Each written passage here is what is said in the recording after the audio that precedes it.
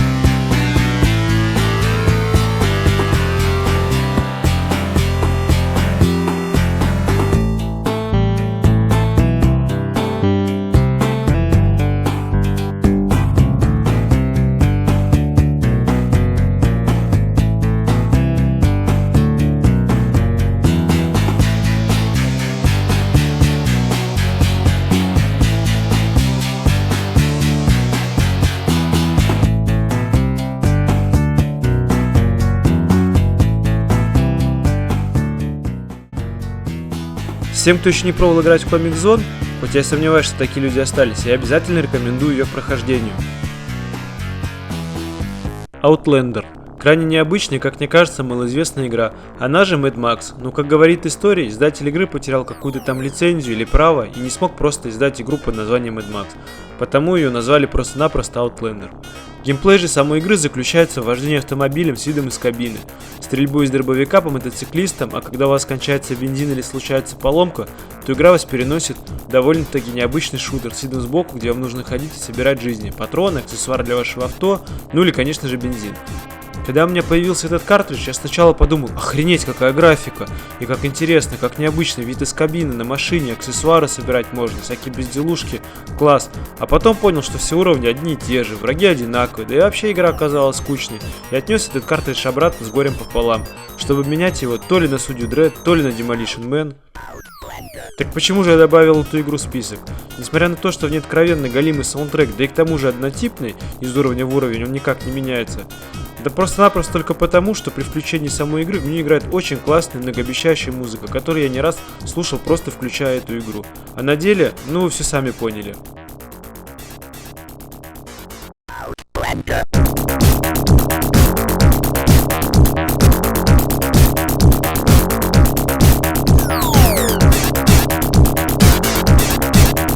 Road Rush 3 – это, наверное, одна из тех игр, в которые я зависал часами, но так и не прошел ее. Как мне кажется, это самая лучшая гоночная игра на Сеге, рассчитанная на одного игрока. В ней мы можем прокачивать мотоциклы, использовать различные виды оружия, биты, цепи, нападая на наших соперников. Просто идеальная игра. Она нас радовала также отличной графикой, различными красивыми уровнями, в каждом из которых была своя уникальная музыка. Как я помню, игра производила такое сильное впечатление на нас с друзьями, что мы, гоняя на даче на своих отстойнейших велосипедах, начинали толкаться и пинать друг друга, крича Road Rush. Еще очень нравилось в этой игре, что по прохождению каждой гонки в конце показывалось небольшое видео, ну точнее анимация того, как вы финишировали, и она действительно иногда была забавной. В этой серии игр была еще первая и вторая часть, но как мне кажется, третью часть можно считать действительно лучшей и самой интересной. Говоря о своих воспоминаниях, этот картридж ко мне попал немного случайно, когда мои родители свалили в гости к своим друзьям на весь вечер, и оставили меня одного дома. Чтобы я не скучал, сидя дома один, мне очень сильно повезло, и мне выделили денег на покупку картриджа. И так выпало, что продавец мне посоветовал эту игру, и спасибо ему действительно большое, он отлично посоветовал. Я весь вечер в нее сидел и херачил, как сейчас помню, дошел до Японии, но не смог пройти ее. Но теперь говоря о музыке, как я уже сказал, в каждом уровне свой уникальная звуковая дорожка. Я просто вам дам вспомнить некоторые из них, которые мне больше всего понравились.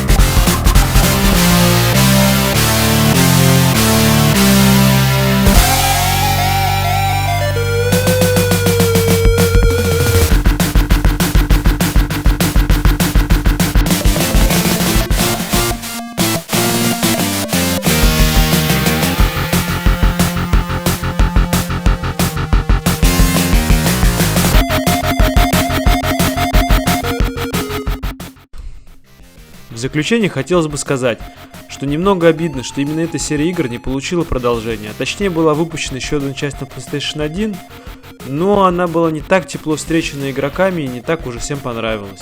После этого игру, насколько мне известно, не издавали. Вот мы и добрались до уже упомянутой в начале видео игры Rock'n'Roll Racing, которая породила во мне любовь к року 70-х и 80-х, а также 16-битной музыке.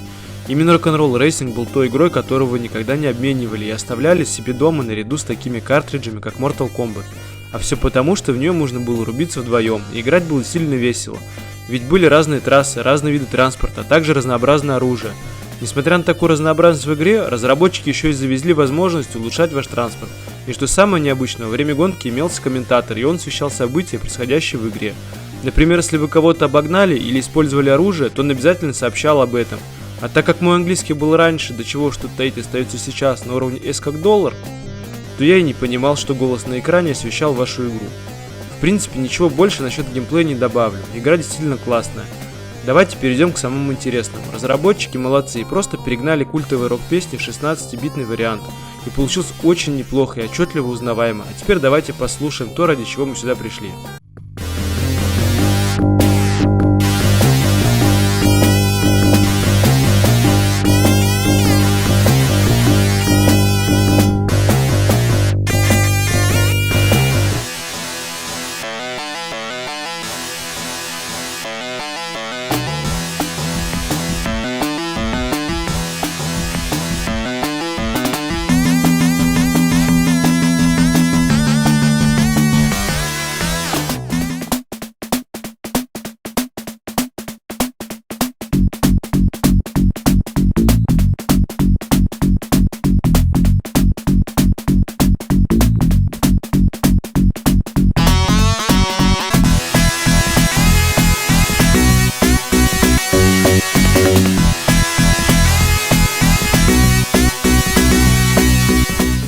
В заключение видео хотелось бы сказать, что на Сеге были и другие игры с классной музыкой, например, та же Дюна, для нее даже сделал отдельное видео.